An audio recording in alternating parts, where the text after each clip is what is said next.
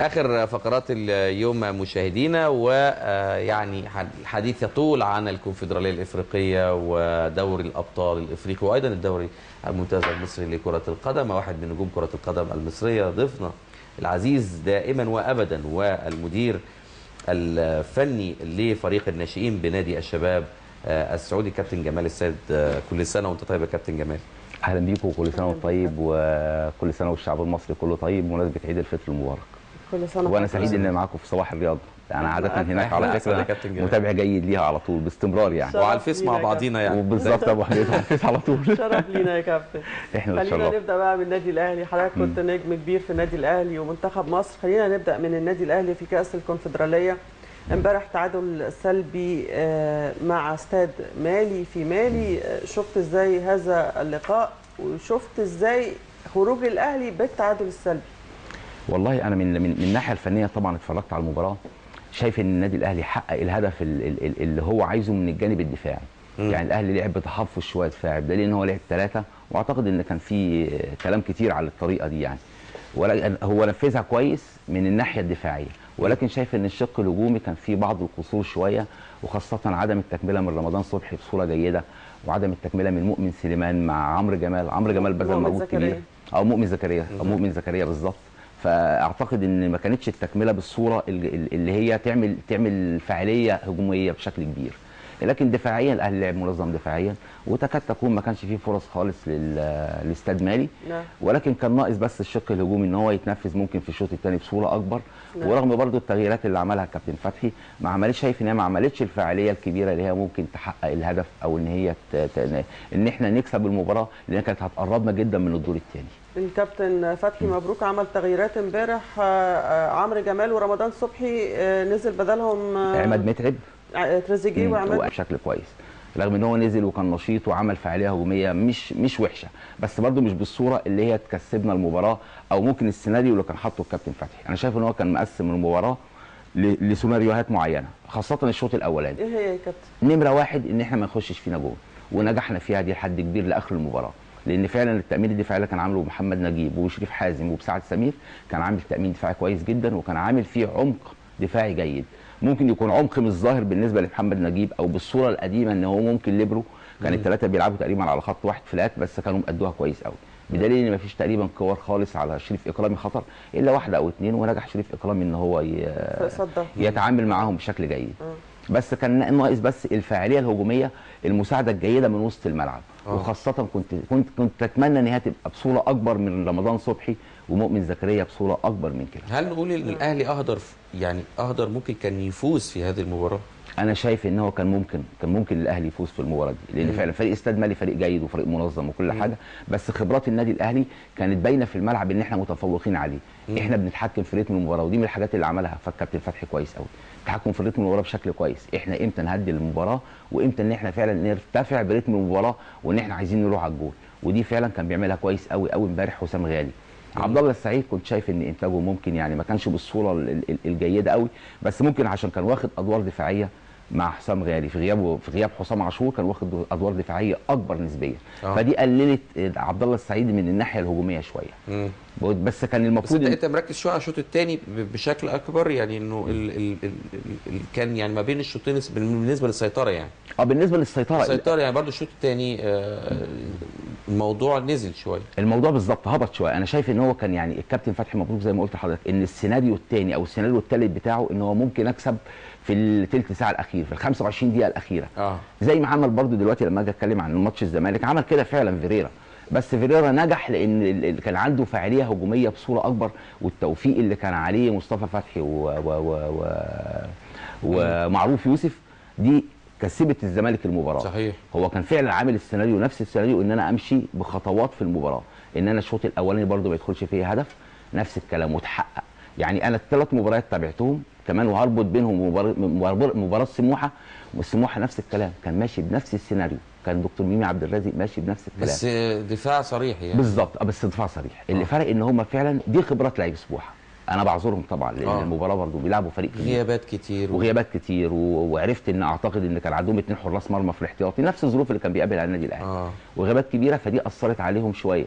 بنسبه كبيره. بس مش عايز اروح بعيد عن النادي الاهلي، ولما نيجي نتكلم عن مباراه سموحه، مباراه الاهلي زي ما قلت الفعاليه الهجوميه او التلت الثالث من السيناريو اللي كان حاطه الكابتن فتحي مبروك ان انا اكسب فيه، وخاصه بعد التغييرات، اعتقد ان هو كان حصل فيه تعطيل شويه من اللعيبه، مش من خطه المباراه او طريقه اللعب، لا اللعيبه برده ما نفذتش بالصوره اللي كان يتمناها الكابتن فتحي، وخاصه زي ما قلت من رمضان صبحي. رمضان صبحي كان عليه عاتق كبير ان هو يقدر يعمل الربط الهجومي ما بين وسط الملعب وما بين عمرو جمال.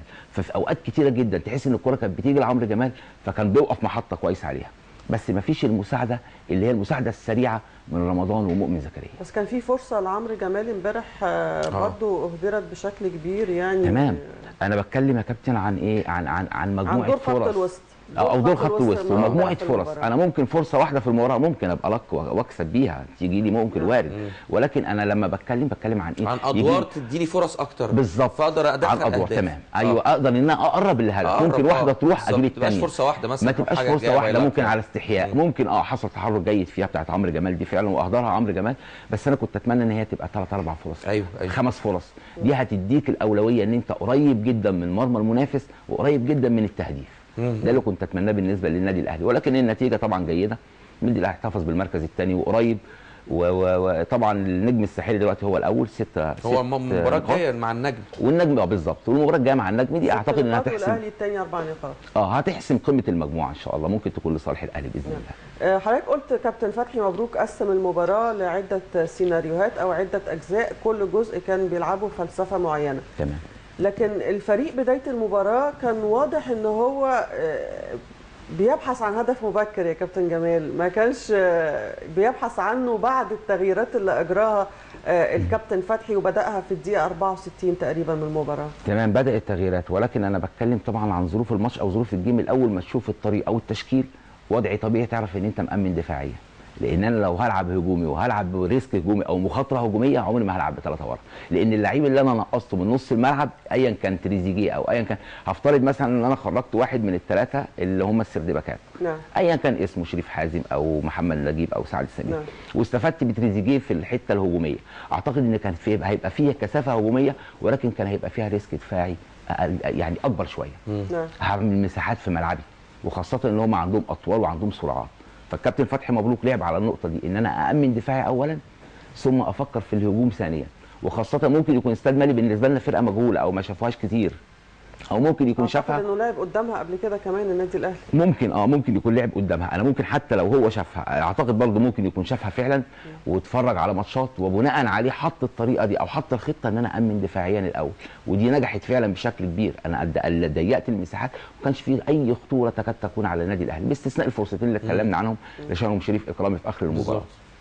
فده التصور اللي عشان كده بقول ان النادي الاهلي كان مأمن دفاعيا اولا، ولكن ممكن احنا دايما عندنا الفلسفه دي او الفكره دي دايما في المباريات الخارج مصر، يعني التأمين الدفاعي وأمن الأول وأهم حاجة ما يجيش فيا جون.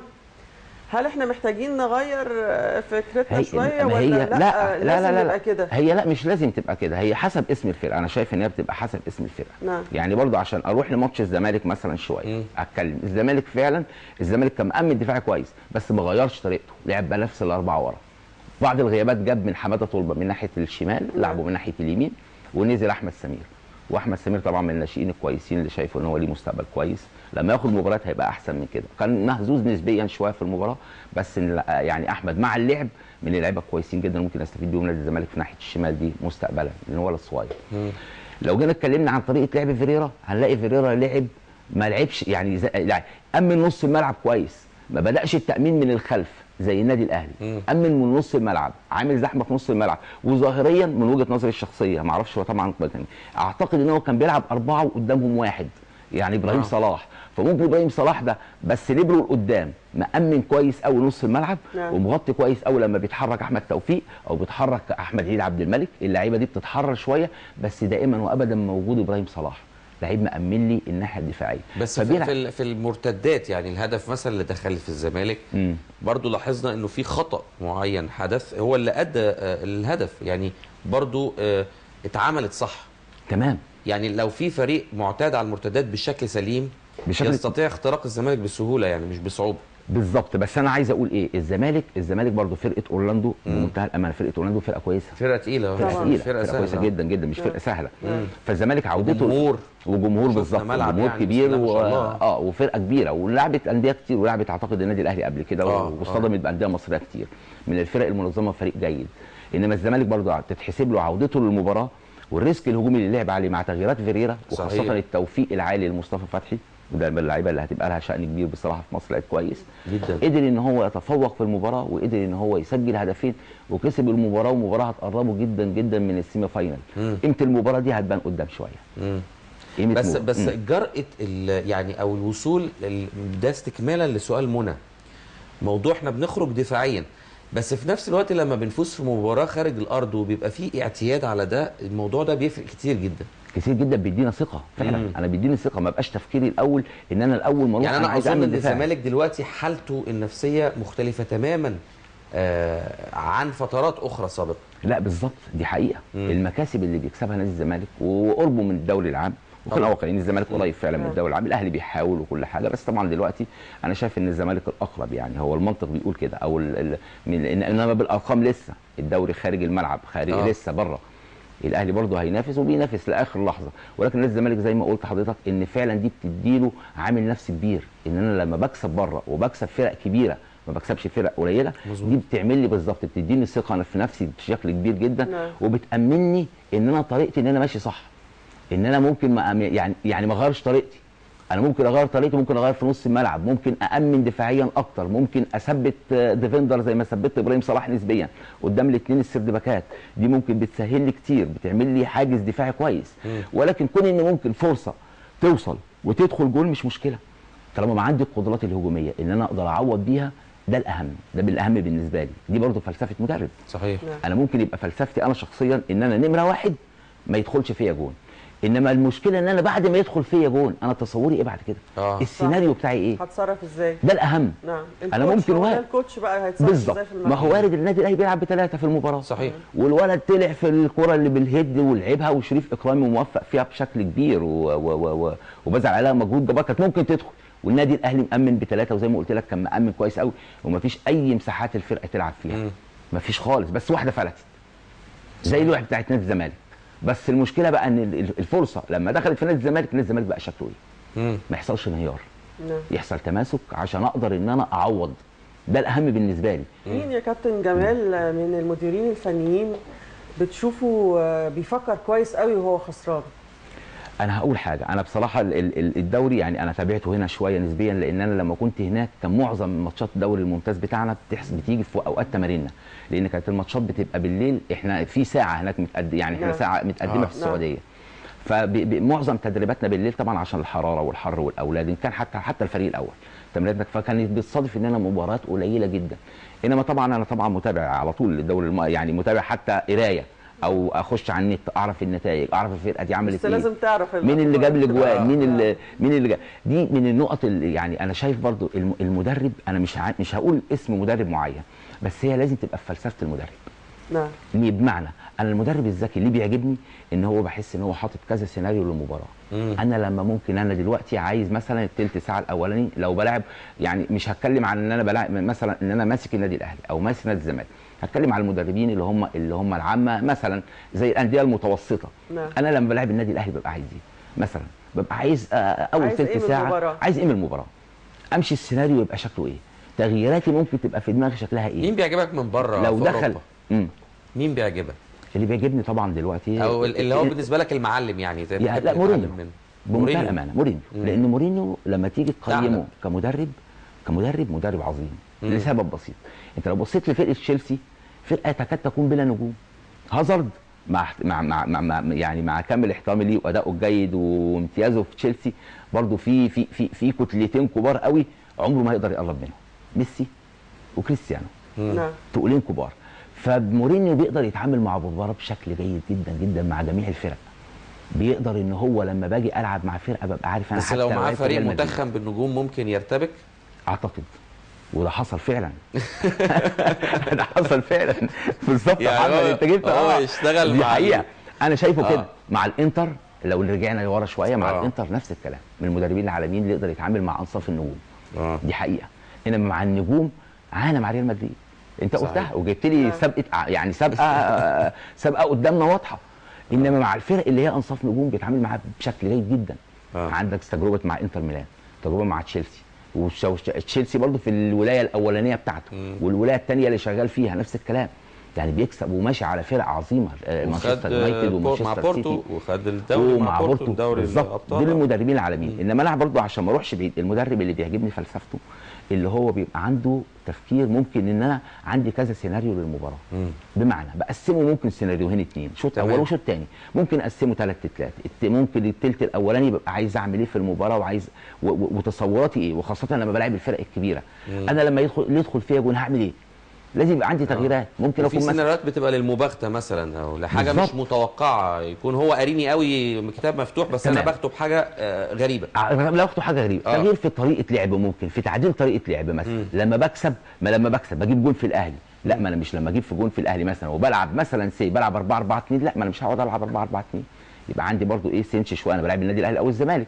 ممكن اعدل طريقتي مثلا، اشوف لعيب كويس عندي، والحاجات دي كلها بيبقى متمرنين عليها، ما بتبقاش عشوائيه يا محمد. انا صحيح بقول صحيح. انا لازم اكون متمرن عليها. ما اجيش انا اعدل طريقتي في بعد اول ثلث ساعه عشان اقول ده المدرب ده عدل طريقته، بص ده لعب 4-1 ازاي قفل الملعب للنادي الاهلي بعد ما جاب جول. لا انا لازم السيناريوهات ده اكون متمرن عليها وعاملها ومشتغل عليها كويس قوي، عارف مين اللي هينزل لي قدام السرد باكين دول. زي ما اتكلمت عن طريقه الزمالك وابراهيم صلاح لعب، تقريبا تصوري الشخصي ان هو لعب بدفندر ثابت وقدامه احمد توفيق واحمد عيد عبد الملك، ولعب اللهم صل على سيدنا محمد، لعب باسم مرسي بالظبط. ده الشكل اللي كان تقريبا بيلعب بيه. وايمن حفني كان مايل شويه ناحيه اليمين، بس كانت ظاهريا 4-1 انا كنت شايفها كده من وجهه نظري. بس ممكن يكون هو او فيريرا نفسه او الجهاز الفني اللي معاه ممكن يكون مديهم وظائف بشكل تاني. بس الشكل العام ان هو لاعب كده. لما بيجي بقى السيناريو بقى المدرب الكويس يبان لما يجي السيناريو يتلخبط معايا، زي ما انت قلت السؤال اللي انت سالته انت وكابتن منى ايه، ان انا لما اجي المدرب الشكل، لما انا دلوقتي حاطط في دماغي عايز اطلع بالشوط الاولاني 0-0 واتخبطت جول، دي المرونه التكتيكيه لازم تبقى صحيح. عندي. اعمل ايه؟ اشتغل ازاي؟ احرر لعيبتي ازاي؟ لو ما قدرتش احرر لعيبتي من الداخل وعملت المرونه التكتيكيه من الداخل وغيرت طريقتي او غيرت الشكل بتاعي، اعمله من بره. لازم يبقى عندي لعيب انا عارف ان اللعيب ده هينزل يغير لي طريقتي وغير ايقاع المباراه، زي ما عمل مصطفى فتحي بالظبط. حسيت ان هو غير ايقاع المباراه، ولعيب ولد عنده ثقه في نفسه وراح جاب جون كويس وجاب جون حلو وقدر ان هو يكسبهم المباراه. دي بتبقى فكر مدرب. انما انا مش مع ان ناس كتير تقول لك المقوله اللي بتتقال دلوقتي دائما، يقول لك الشوط الاولاني لاعبين والشوط الثاني مدربين. لا يعني ايه؟ ملهاش تفسير. يعني انت بتلعب من غير مدرب؟ مش فاهم انا نفسي يعني انت بتلعب من غير مدرب الشوط الاولاني؟ لا ما فيش الكلام ده. هو انت السيناريو بتاعك لازم يبدا من الشوط الثاني كمدرب؟ ما ينفعش. لا هي يمكن المقصود بالمقوله دي انه المدير الفني او المدرب هيعمل ايه عشان لو كان يعني خارج خسران يعدل، لو كان خارج فايز يحافظ، يعني يمكن كان مقصود بيها كده. طب انا هقول حاجه ثانيه، لكن هو طبعا هم بادئين المباراه بالمدرب ايضا. بالظبط، بادئين المباراه بالمدرب، ووارد ان انت تحصل لك تغيرات. انا كان معانا الكابتن انور سلامه من المدربين اللي بعزهم جدا وبحترمه جدا، كان ممكن يعمل تغيير في اول 10 دقائق ما عندوش اي مشكله، بيتدخل على طول.